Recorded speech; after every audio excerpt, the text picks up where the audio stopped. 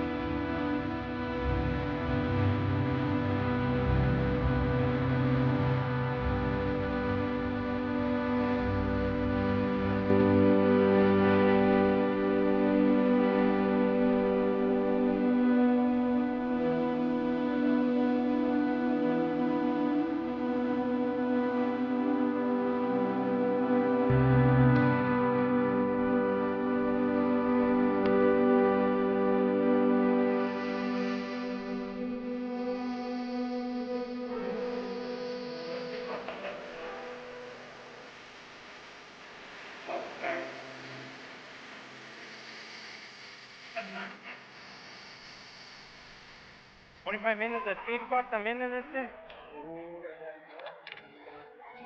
¿Lo hacemos?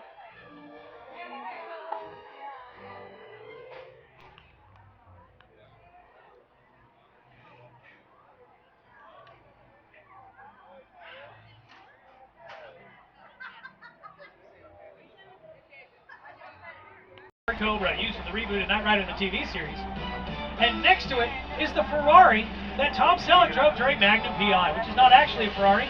It's a dune buggy with a VW engine and a Ferrari-shaped body that comes up. It just needed to look like a Ferrari on screen. Ferraris are very, very expensive. So you just need something cheaper that looks good on camera. Now, my favorites are the ones from Back to the Future there, but fan favorites, young and old alike, the Flintstone mobiles. And we've got some select vehicles here from the Jurassic Park series, the Gyrosphere from Jurassic World, and that classic Jurassic Park Jeep Wrangler. You may notice something is missing from the Gyrosphere that it had when it was in the film, and that's the big bubble that went around it. That big bubble never actually existed. They put that in post-production through a process known as CGI. Computer-generated images, some of the special effects that made the Jurassic Park series the absolute juggernaut that it is today. Breaking records left up to the beach, specifically the beaches of Amity, which of course was setting to Jaws, directed by Steven Spielberg. Now this is a recreation of the filming location Martha's Vineyard, where they filmed Jaws. We like to bring guests here from time to time. It is very safe, shark-free waters, except for that fin that's now circling. Let me ask the young gentleman in car number 2 to please take your seat. Wait, did he just say something? Oh, no. Wait a second, that's Steve! What? Hey, Steve! You're just gonna wrestle that shark anyway, huh? Oh, give me this! You certainly got guts! There they are!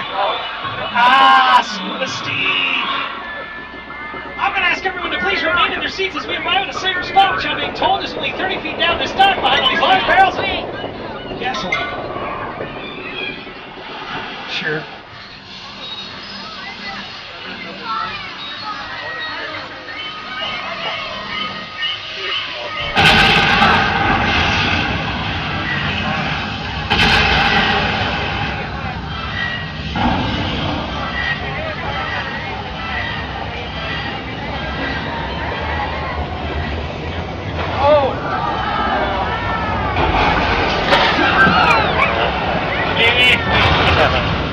Say hello, give a big welcome back kiss to Jaws!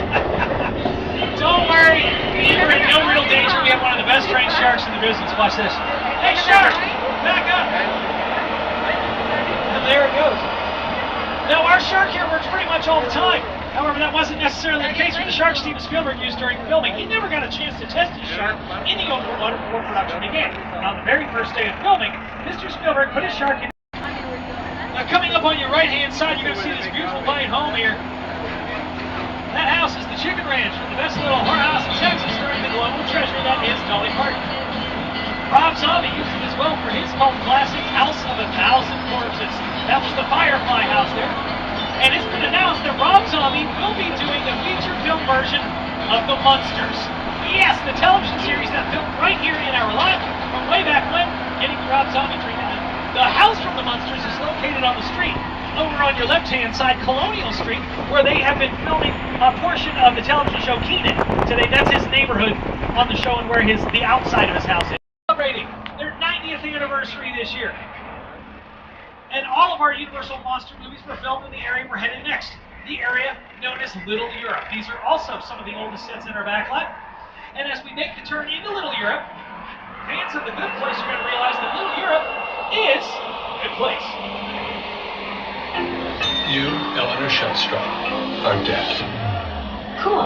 This location, the afterlife, come on. I've never ever seen this. You're in the good place. I'm not supposed to be here. I can't risk going to the bad place. Maybe it's not all that bad. How can I help you? What is the bad place like? Well, it doesn't sound awesome. The scene that ended that clip filmed over on your left-hand side there. On this corner piece, if you look inside, you can see that's a great example of a practical set. They filmed on the inside and outside of that structure there. And as we make the turn, we're going to pass the railway station on the good place that we're taking to the good, the bad, and the in-between. It is also where a realtor disembarked the train and walked across the street here into the area over on the right-hand side, the area known as the Court of Miracles, originally built for the Hunchback of Notre Dame. That realtor was crossing into the Court of Miracles to get to Castle Dracula. This was one of the first pieces of Little Europe to be built. The rest of Little Europe would be built around it after the Hunchback of Notre Dame, and we would film all of our Universal Monster movies. Anytime you saw angry villagers marching through the streets carrying their pitchforks and torches, chasing down whatever creature was in the future at the time, it was all done for miracles in the streets. Choose in a Jurassic Park film over on your left-hand side, you're going to see the Camo Mobile Lab from the Lost World Jurassic Park. Interesting fact, it's made almost entirely of wood. Take a look at the bars on the windows. They're wood. The frames are out of wood. The sides of the Mobile Lab wood. And the back. The back is the telltale sign right there. See, if you look at the back of it, you'll see where the paint and the wood have started to warp and chip away, exposing the material that the Mobile Lab's actually made out of.